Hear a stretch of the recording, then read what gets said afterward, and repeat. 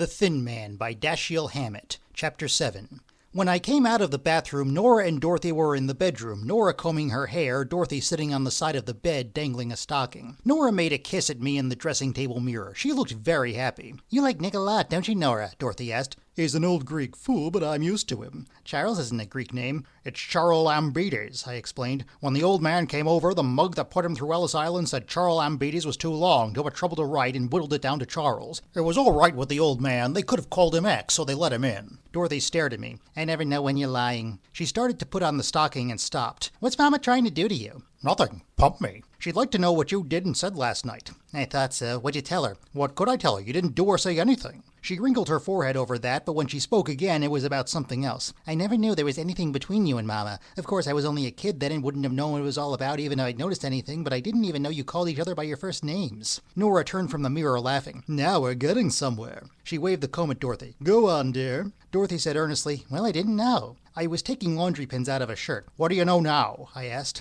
"Nothing," she said slowly, and her face began to grow pink. "But I can guess." She bent over her stocking. "Can and do," I growled. "You're a dope, but don't look so embarrassed. You can't help it if you've got a dirty mind." She raised her head and laughed, but when she asked, "Do you think I take after Mama much?" she was serious. "I wouldn't be surprised." "But do you?" "You want me to say no." "No."